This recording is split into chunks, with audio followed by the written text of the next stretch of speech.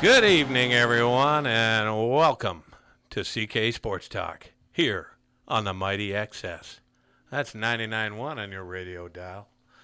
My name's Peter Cobb, and sitting across from me, not very far away, you know him as the wizard from Wallaceburg. He is Mr. Shawn Patrick Moynihan. We've got 12-time Volunteer of the Year, Mr. Chris Taylor, manning the camera. So if you want to see, 2 out of 3 ugly mugs, you can check that out on the webpage. And we got to give a shout-out to our title sponsor, Victory Ford Lincoln. That's 301 Richmond Street in Chatham. And Mr. Moynihan, the great Sparky Leonard, enjoying his first official day, I guess, of retirement. A new stage in his life, and I was talking to him today, and the good news is he's going to have more time for sports now, Pete. So he's all excited. Well, he was in Columbus last week for a hockey game, was at the Maple Leaf Canadian game on the weekend. He's living the dream. Incredible. He is living the dream. You know, Shawn, I picked up the Canadian Tire flyer the other day, and, the start of a new year, I saw ellipticals on sale and treadmills, and, with what are you thinking? With my frame, I don't think I need to worry about any of that stuff. No, for sure. We're getting a grin over here from tonight's guest. But, I would imagine, and we had the Blair's Boot Camp guys on, their attendance kind of spikes when the new year begins and people start thinking about fitness and getting in New shape. Year's resolution for many. Absolutely. And we are blessed to have in studio tonight, Chad Langan, the former Tecumseh Brave. He's a former CK Hawk. He's an co-owner of the Maple City CrossFit. And currently, Mr. Moynihan, he's the 2015-2016 Canadian National Weightlifting Champion for the 62-kilo. And I remember you tried the clean and jerk one time. You just turned out to be a jerk. You just didn't. First of all, Mr. Langan, welcome to CK Sports Talk. Thanks for having me. What a great story, Pete. Chad, what I get a kick out of is, not only are you an elite athlete, but also you're the owner and operator, like you have to make a living, of Maple City CrossFit over on Sass Road in Chatham. I think you've been doing that for 3 years. Tell us about your gym. I guess you don't call it a gym. I guess sometimes they call it a box, but tell us about your facility. Yeah, so we opened our doors about 3 years ago. So we're kind of a strength and conditioning facility gym. Like I told you before, a lot of people kind of call it a box just based on the appearance of it, right? With kind of just 4 walls, open floor space. So it's very, very different from your conventional commercial gym. But yeah, I mean, we opened up 3 years ago, and it's been going really, really good. We started with a 5-year plan, and we're kind of well on our way to that, so it's good. Well, tell us about your membership numbers. Of course, I guess it's like a regular gym where you would join. Tell us about your numbers. Tell us about maybe the cost, if you don't mind on air sharing that with us. Okay.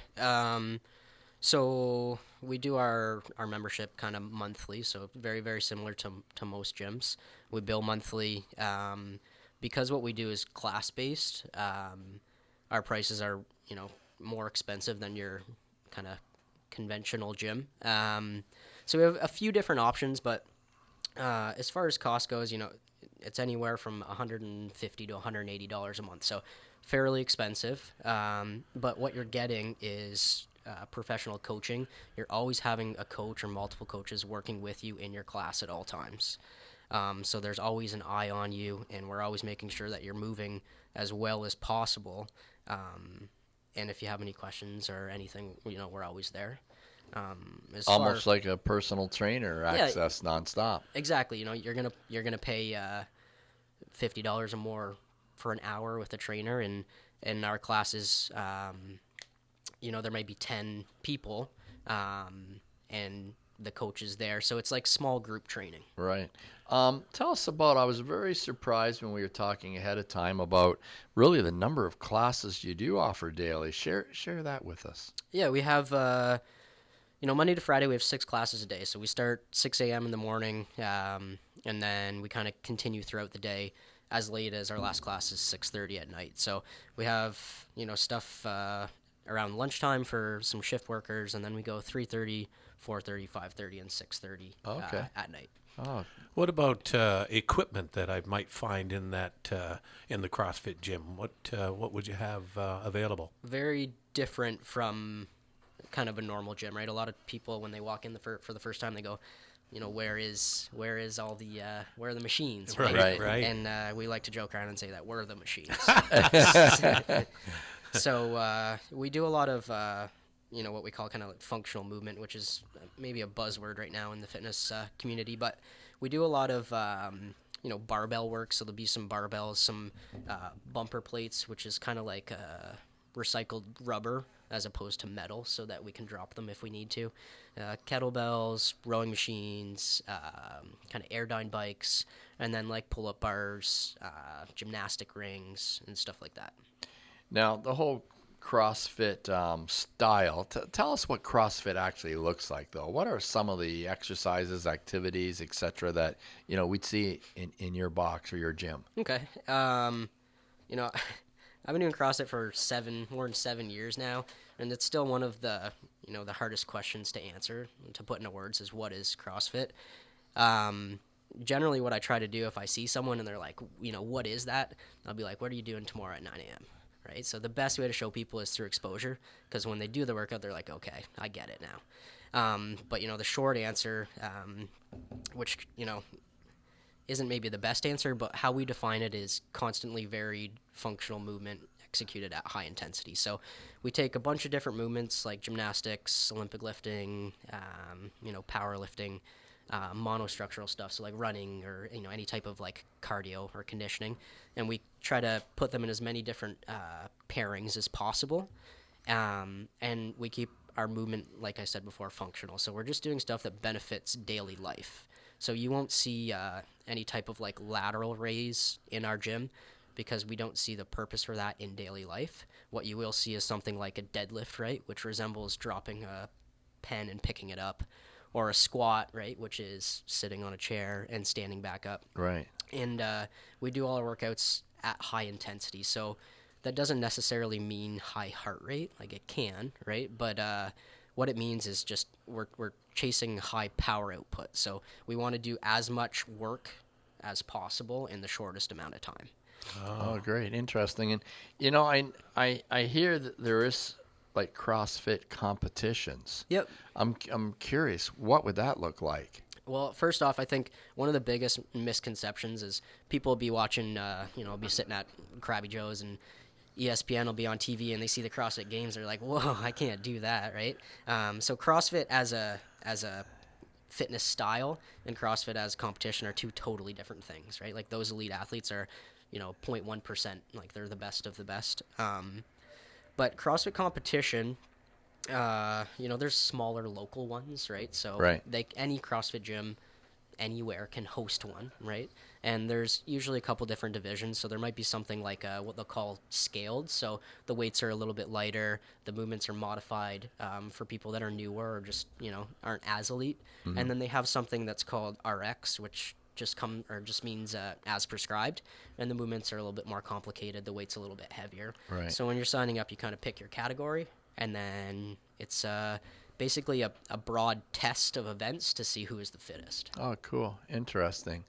Well, we're going to take a break in a moment, but just before we do, Chad, I'm curious, what type of athlete would come to you? If you had to characterize the type of person that comes to you and says, "This is for me. This is what I want to do." Yep. What would that athlete look like? Well, I think that's a tough question. I think that CrossFit is good for everybody, but Right. I don't think it's for everybody. But with that being said, anyone that likes to work hard is gonna enjoy it, right? And they're gonna see the results. But we try to say that CrossFit, like I said before, is for everybody. So we have a CrossFit Kids program, right? So our great. youngest athletes in the gym are 3 years old. Wow. So we have a 3 to 5 age group, a 6 to 10, and then from there we go all the way up to mid 50s. So we have a fair amount of athletes that are older than 50 in our gym. And all we're doing is everyone's doing the same workout. We're just kind of modifying based to your ability. So anyone can do it. You don't have to be an athlete. You don't have to be in shape to start. You just have to be willing to kind of put your nose down and work hard. Yeah. Well, sounds super interesting. Maple City CrossFit and weightlifting on Sass Road in Chatham. Well, we're going to take a short break, Pete, and when we come back, we're going to talk to Chad about, his young days as a Tecumseh Brave, and more importantly, how he got involved in Canadian Weightlifting Federation. We'll be right back. Because local does matter. This is CK Sports Talk on 99.1 CKXS. All right, welcome back. Victory Ford Lincoln. CK Sports Talk, our title sponsor. They're at 301 Richmond. You want to go see Jeff Emile, who is the sales manager there, the parts manager, Eugene Karen. Mark Chappis is in the service department. He's the service manager. Victory Ford does a great job. Mr. Moynihan, we are chatting with Chad Langan. And I mentioned earlier, he's a former Tecumseh Brave, former CK Hawk, and he's also a co-owner of Maple City CrossFit. And then I mentioned again at the opening of the show, this guy is the defending 2015-2016 Canadian National Weightlifting Champion for the 62-kilo group. Well, just incredible. And Chad, again, thank you for joining us tonight. Just a tremendous story. Local kid who's done so well. Chad, you're born in Chatham. Yep. Tell us about some of the schools you attended right off the bat. Okay. Elementary school, I went to Tecumseh. We live like right behind it, so I would just walk out in my backyard, walk through the schoolyard, and I was there. So all elementary school there. High school I went to CK, and then post-secondary I actually took the paramedic program first, and then I went out west to Alberta and took the firefighting program out there. And that's it for now for school. Oh, for sure. Well, that's a lot. That's a ton. And how about as a young kid growing up? What sports were you interested in? What sports did you play in the backyard or organize? What caught your fancy back then? I think as far as like organized sports, not that our parents pushed anything on us, but we played almost everything. I think the only sport that I didn't play was baseball. And I don't even know why. I guess I didn't have a lot of interest in it. But a lot of hockey, a lot of. Hey, your sister did okay in hockey, didn't she? Yeah, Pokey Langan. Not as good as me, but. Oh, there we go. I love it. The gauntlet has been dropped. Yeah, so a lot of hockey, a lot of soccer. We played a lot of inline before I got removed from Chatham, and then kind of just school sports like basketball, volleyball, sure. all that stuff. Sure. How did you get interested in weightlifting? How did that happen? Well, there's some weightlifting components involved in CrossFit, so I kind of had exposure to it from that. And it's kind of a funny story. One day we were just someone asked if I knew what the provincial records were for my weight class, and I had no clue. So we looked it up, and they were pretty close to my current numbers, so decided to kind of pursue that and found a competition, went there, didn't have a coach, didn't know anything about it. So you just kind of learn as you go. And so how long ago was that? I started competing in weightlifting November 2015. So it's been 2 years. Are you kidding me? A little over 2 years. It's incredible. So really, it really is. The folks. story here is really your CrossFit experience really put you in a position to excel at this sport. I think so, yeah. I think your pyramid can only be as tall as your base is wide, so I think that really, really helped me build a good, solid foundation. For sure. And tell us about that first competition. Here you've just sort of picked up the sport, studying about it, reading about records, etc. You go. Where was that competition at? Do you remember? Yeah, it was in Scarborough. So me and a few friends, we just kind of drove down the night before and showed up, and I had done my research, so I kind of knew what was going on. Right. But it's just one of those things, like your nerves are all over the place, and it ended up working out pretty well, so I stuck with it. So it worked out pretty well. Can you tell us how you did at that first meet? I know that I won it.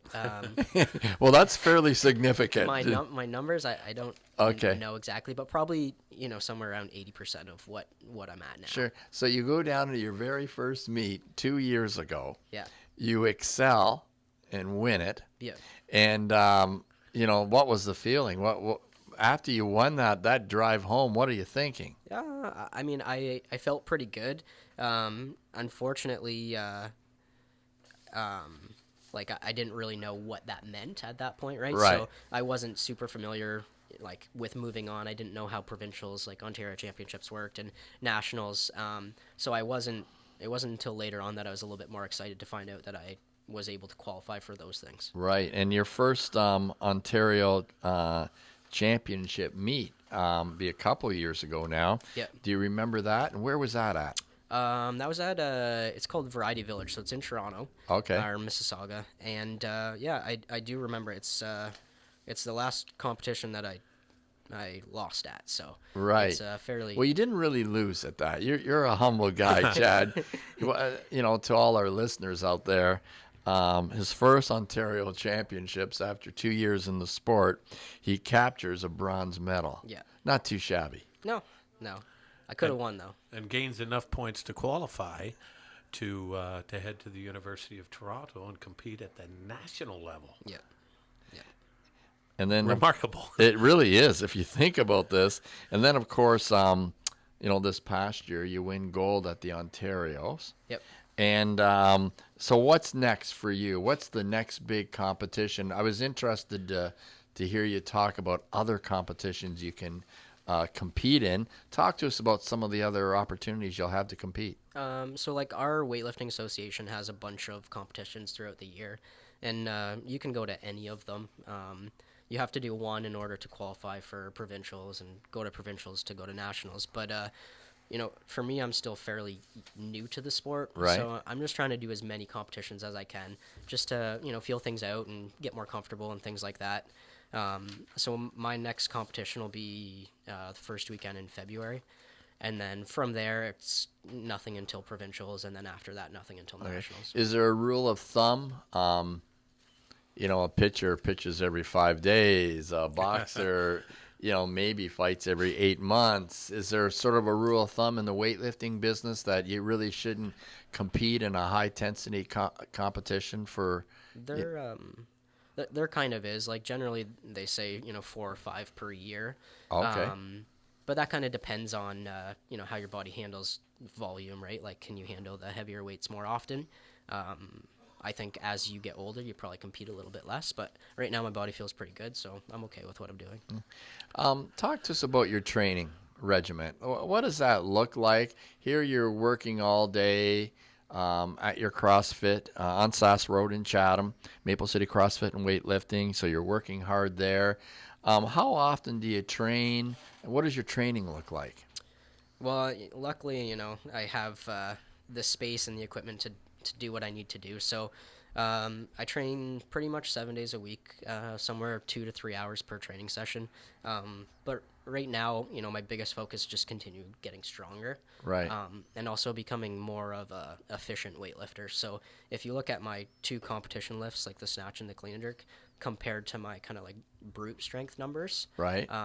They're not exactly where they need to be yet. So I'm working on building efficiency. But basically what I'm trying to do is just touch the barbell as many times as possible and just keep getting better. Right. I noticed you don't have a coach. Yeah. I noticed a lot of other, say, top 10 weightlifters in the province do. Mm-hmm. What's your thinking there? Is that something maybe in the future as you approach the Canadian national team? What's your thinking?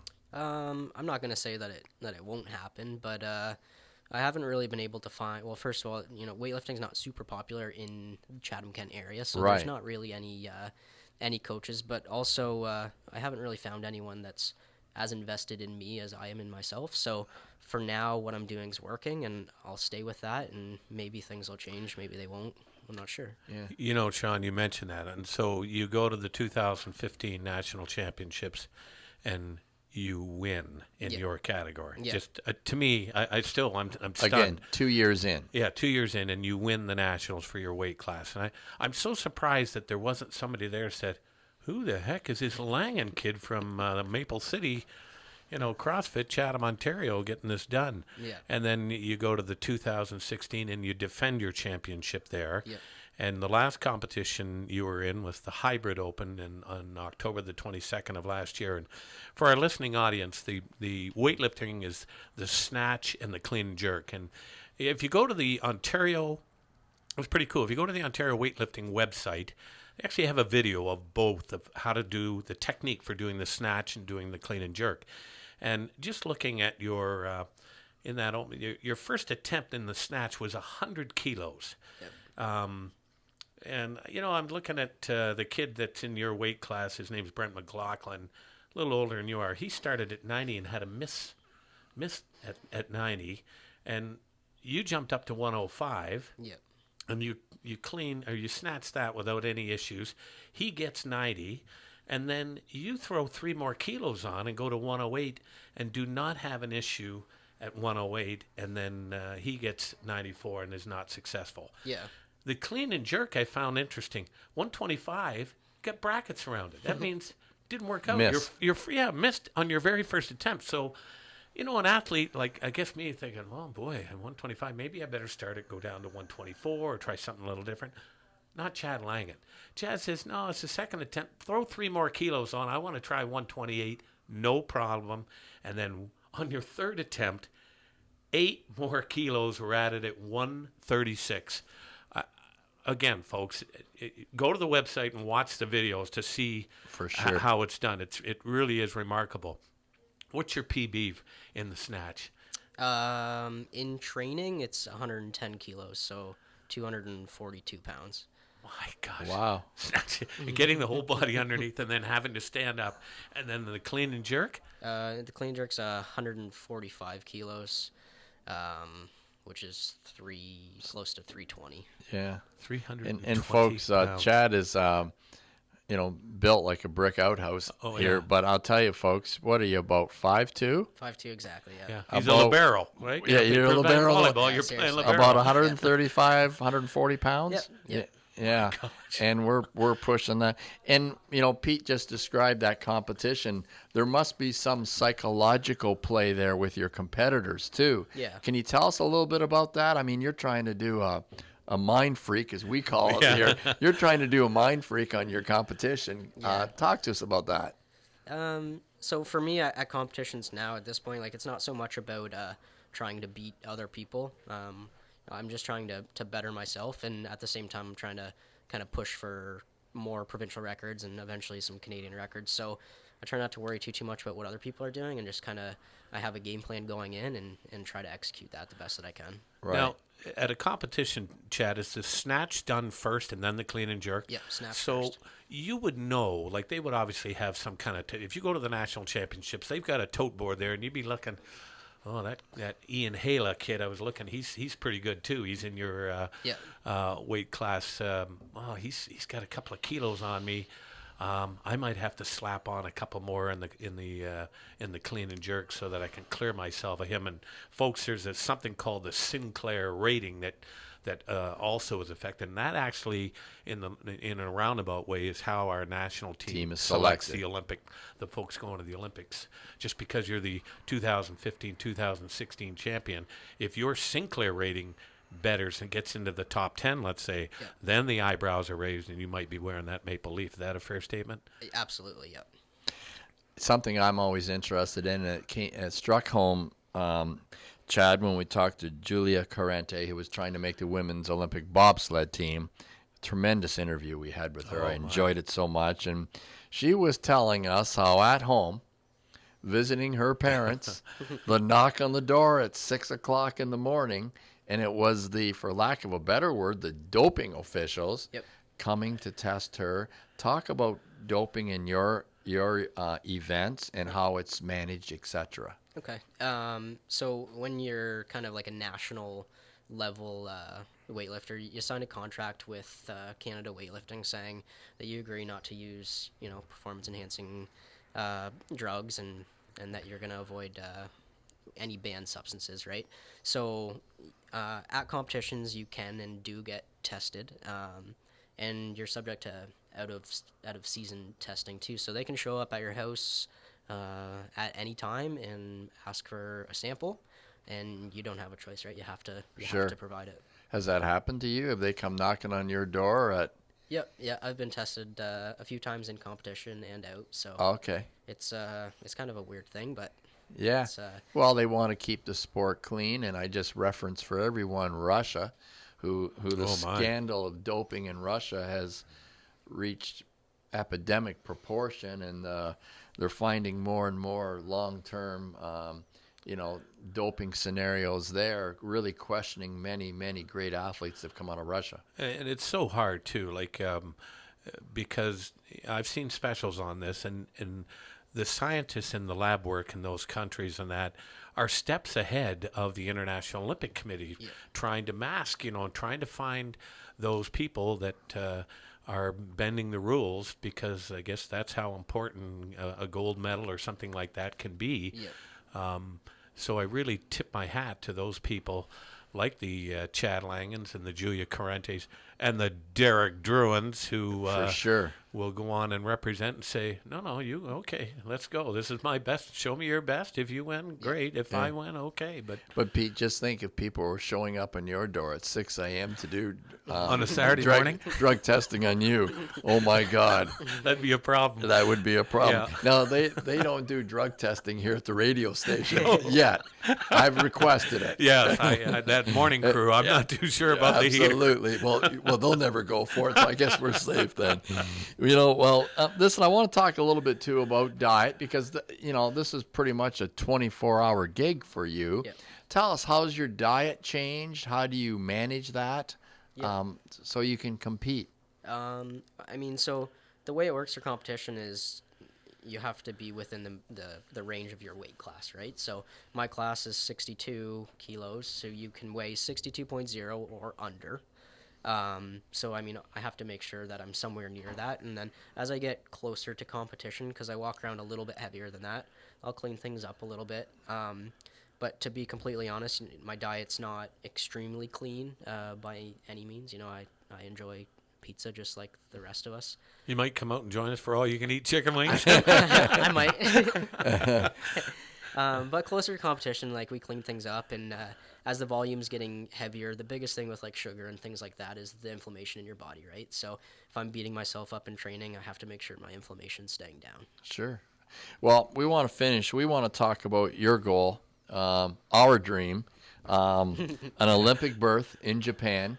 We know you've excelled now at the national level. Of course, it's your goal. What is it going to take to get you there? What's the plan? 4 years, right? It's a pretty long time. The main focus right now is just steady growth. So I'm getting better, day to day, week to week. So as long as I continue on that trend, I think I might be in a okay spot. But then again, if you look at the 2016 Olympics, Canada only sent one male and one female. So there's a chance I may not be that number one lifter. So the big plan right now is to try to do as well as I can over the next 4 years to get more spots for Canada to go to the Olympics, so we can send 2 guys or 3 guys or 4. Okay, yeah. So that, even if I am that number 3 guy, which I'm okay with, right, then I still get to go. Fantastic. And, you're going to be in Quebec for the Canadian Championships. Tell us a little bit about that and when that's going to happen. So nationals are usually May 2-4 weekend or the weekend after that. It should be pretty fun. I've never been to Quebec, so. Yeah, May 20th, 21st in La Prairie, Quebec. Yeah. Well, Chad, I first of all, I really can appreciate the fact you work all day, and owner-operator of Maple City CrossFit and Weightlifting on Sass Road, 6 classes a day, all types of members joining that, and here you are competing at such a high level.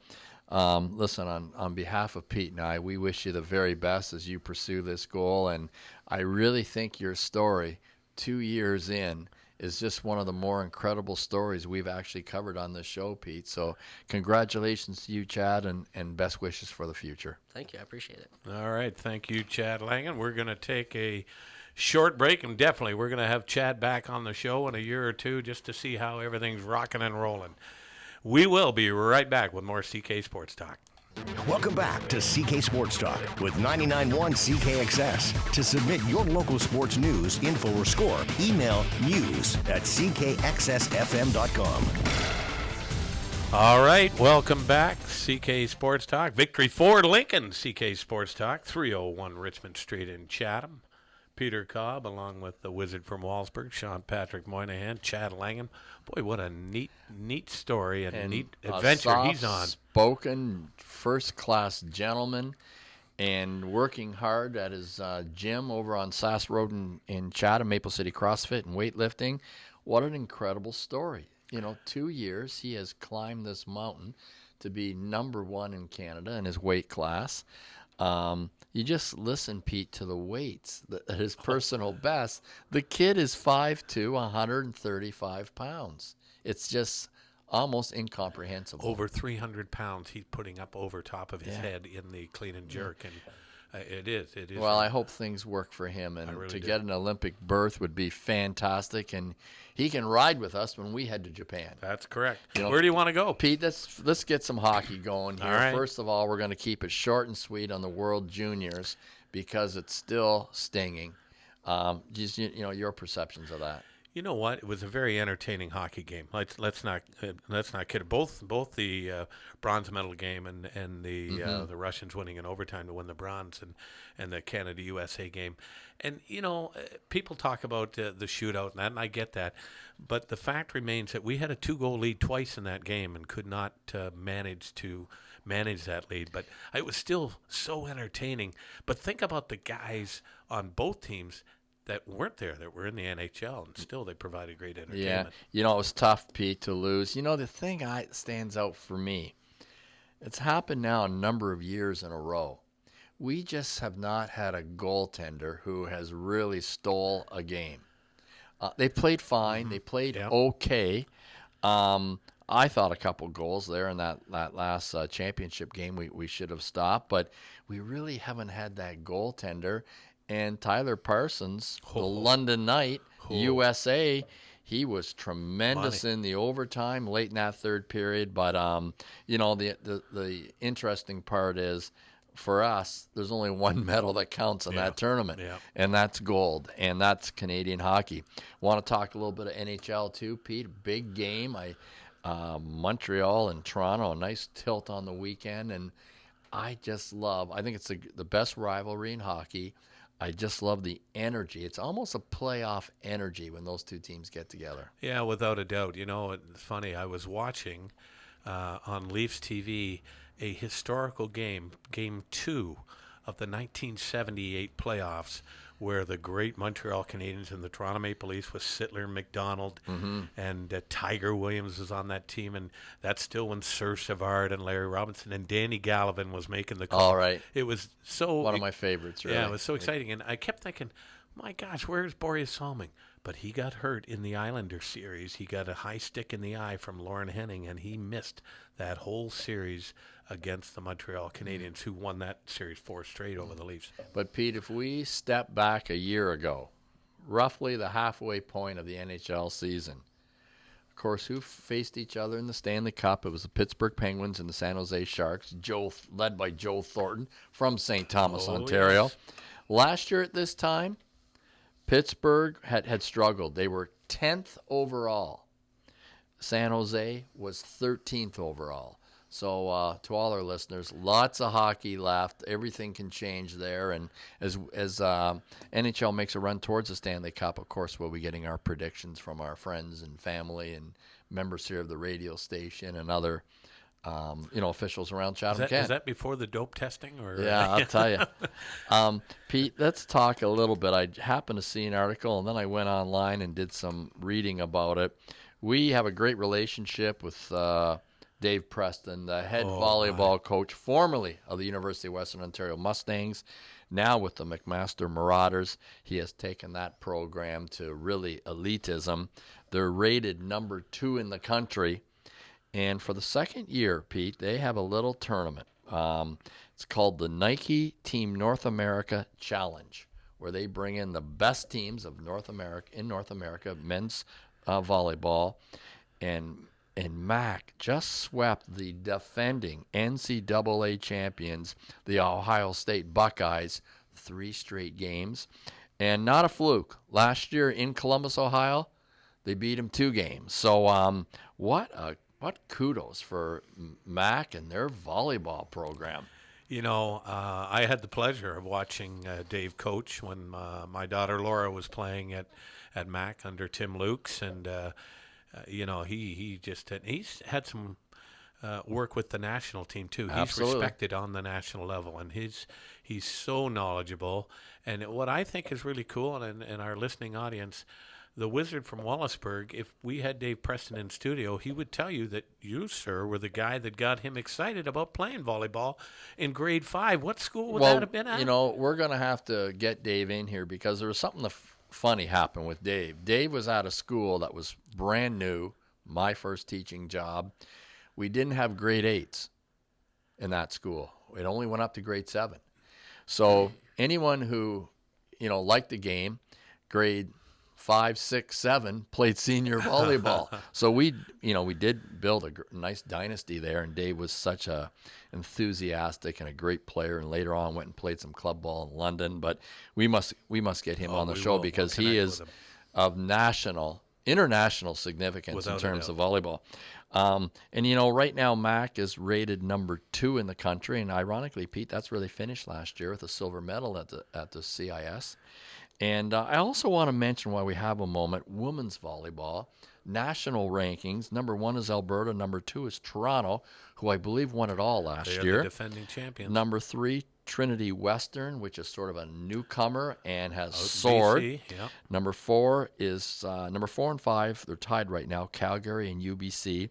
But Western women have climbed to number 6 in the country, and of course, they are coached by a person we had on this very Melissa program, Bartlett. Yeah. Melissa Bartlett. And So if you think about it, 2 of the elite volleyball programs in the province of Ontario, in the country, are coached by 2 Chathamites and Chatham-Kent residents. Pretty incredible. It really is. And Melissa, just bringing her team back from Europe, they were in competitions. Right. And, you know, team building over there. What a trip that would have been. Randy and Mary Jane, of course, Bartlett, their mom and dad went along for the ride. Next year, we're going to have to be chaperones. Yeah, you know, I'm getting concerned. No one's asking us to go on these trips with them, if you think about it, you know. Pete, this touched briefly on junior C hockey. Just right after Christmas, you and I had the pleasure of heading to the old barn in the Berg and watched Dresden and Wallaceburg, and it was nice to get a taste of that. I thought it was interesting, Pete. You know, Wallaceburg had been struggling. I think they had 1 win at that point. Still had a great crowd that night. Had 270 people out. Wallaceburg did grab a couple wins lately, though. Yes, they did. I think somebody asked for that on their Santa wish list. It That's happened. right. They won back-to-back games. They got 3 wins now. And I mentioned before, there are a couple of teams in other divisions in the PGHL who do not have a win, and there are a couple of teams who are still undefeated, like that Dorchester club with a young Jay Ritchie on that team. I think is having a great year, right? Dorchester air is still strong. And Pete, I know, I believe last night you were in Blenheim, up in the crow's nest there in the corner. Was it any warmer there? No, it was not. And you know what was interesting? The Blades had a number of suspensions. Only they started with 14 skaters, and a 15th guy showed up, I think, midway between the first and second period. The Junior Kings, after a tough loss on home ice on alumni night, that was a tough loss for them. They actually scored the first goal. To Petrolia, Yeah. who had just lost 2 games to Wallaceburg. Yeah. If you're a betting man, you lose your house on that deal. Yeah, Coach Van der Wright didn't want to talk about that game the previous night during the pregame, but I know he was disappointed with that effort too, losing to really an undermanned Blenheim Blade club. But we'll see what Blenheim's made of. They've got 3 games in 5 days here this week to kind of make up and catch up. But look out for that Lakeshore Canadian club, who now is in first place point-wise, I believe, but with games in hand over Essex and Amherstburg. Well, you and I talk about this a bit. There is about 60 junior C hockey teams in the province of Ontario. I was looking at their attendance stats again today, Pete. And in the junior C division, the Staubs around here, for the entire province, Essex leads in attendance figures, averaging 593 people, followed by Amherstburg at 434 and Lakeshore at 434 and Blenheim at 392. Wallaceburg is 14th at 274, and Dresden is 15th at 268. Here you have, 6 local teams in the top 15 in the entire province for attendance. That's outstanding. And I think it speaks volumes to just the intensity of Junior C hockey. And about our community here. I mean, and the Mighty XS, we carry all those, as many as we can, local games for Wallaceburg, Dresden, and Blenheim. And boy, those people, they love to see it when we show up with our cases ready to broadcast. And we've said it before, and we don't want to overstate it, but Junior C Stobbs Division playoffs are magical, Pete. There's just nothing more intense than that. And let's finish tonight, Pete. Let's just talk a little bit about the NFL. You and I had the great pleasure of heading down on New Year's Day. We were all ready to go and excited and pumped. And it was the Green Bay Packers and the Detroit Lions. And I've been to a few games at Ford Field, and so have you, of course. But that place was a rocking. It really was. And we had our wives with us. And I said to my wife, Patty, I said, hon, it's 10 minutes before the game. And we had to yell at each other. We were sitting right next to each other. She could not believe the volume level and the atmosphere of enthusiasm in Ford Field. It almost got ridiculous because people were standing on every play, and it's 1st and 10, and people are standing. And, usually that's a 3rd and 3, and everyone rises to their feet. But what a special atmosphere. The Lions just couldn't get it done, but it did prove one thing to me, that Aaron Rodgers is just simply one of the greatest football players of all time. He showed it again yesterday too, didn't he? He is so cool, calm, collected, and the big thing with the Lions, we know there's a lot of Lions fans around. We know there's a lot of Steeler fans around, who I picked to win the Super Bowl, by the way. A lot of Lions fans around, but you know what? The Lions just do not make the big plays, Pete. Especially on 3rd down. Drop passes. Green Bay made big stops on 3rd down, made, 3rd and 12, made big plays. The Detroit Lions did not, and they did not in Seattle either. But it was painful. It was painful to watch, and being a Lions fan, and I often said I had people sending me text message and tweeting out, and why couldn't I have been a Patriots fan? But no. I'm a Lions fan, and you stick with your team through thick or thin. I've followed them since 1970, and I'll continue to follow them. I just don't know whether Jim Caldwell's the answer. He's a nice guy in that, but man, oh man, we need a Mike Tomlin. Yeah, we really need something there, Pete, and I'm with you. You want to support your team, and, as we sit back, the good thing, we can say is at least a playoff berth this year. And hopefully next year we can improve on that and grow on that. But once again, Detroit Lion fans feeling pretty sour. Well, listen, let's take a short break, and we'll come back with some shout-outs. And I want to ask you, I'm going to give you some time to think about this. Beautiful. Who do you like in 2 key NFL playoff football matches, which will take place next week? All right, we will be right back. Because local does matter. This is CK Sports Talk on 99.1 CKXS. All right, welcome back. We have, it is the Victory Ford Lincoln 301 Richmond Street in Chatham CK Sports Talk show, our title sponsor. I mentioned to our audience before we sign off, I'm going to give you 2 key matchups. Who do you like? The Pittsburgh Steelers will be traveling to Kansas City. They thumped Kansas City in Pittsburgh early.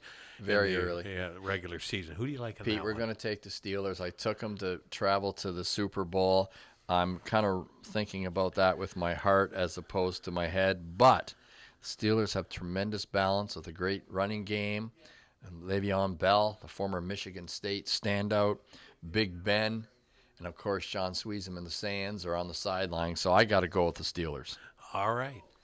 Next Sunday, 4 o'clock, the Green Bay Packers will not be on the frozen tundra, but they are going to head down to Texas to take on Jay Smith's Cowboys. Who do you like in that one? Well, again, I'm going to rule with my heart. I'm going to take the Pack. I just hope and one reason I'm going to take the Pack is I don't like Jerry Jones, the owner of the Cowboys. He meddles too much. I just find that distasteful. Anyways, I'm taking the Pack, but I'm hopeful Jordy Nelson, number 87, will be able to play in that game. If he cannot, That's going to be a huge factor, I feel. But everybody, let's pray for the Pack and the Steelers. And I know everyone out there agrees with me. Well, I actually bet Jay Smith. I already owe him a Golden Burger because the Cowboys beat the Lions in the regular season. But I'm taking the Pack too. And if they lose, the Pack loses, I owe him a chocolate milkshake from Big Chief Drive-In. Wow. So they make the best shakes. Jay could cash in. Well, listen, I got to give a shout-out to your dad, Gump, one of our loyal listeners, and to our guest, Chad Langan. What a tremendous guy he was, and we wish him all the best in his adventures. Any shout-outs from your end? Well, no, Pete, just I know Victory Ford. We appreciate them sponsoring Sparky Leonard, 301 Richmond Street in Chatham. And I know we're going to have Andy Fantus live. That's right. From Victory Ford. February 5th. February 5th. So I really look forward to that night. That will be outstanding. Well, for our guest, Mr. Chad Langan. For Chris Taylor, 12-time Volunteer of the Year. For Corey North, we'll be heading south to Ridgetown, that is, munching on a bag of chips or something back there. And for my partner in crime, Mr. Shawn, Patrick Moynihan, you know him as the Wizard from Wallaceburg. My name's Peter Cobb saying, so long.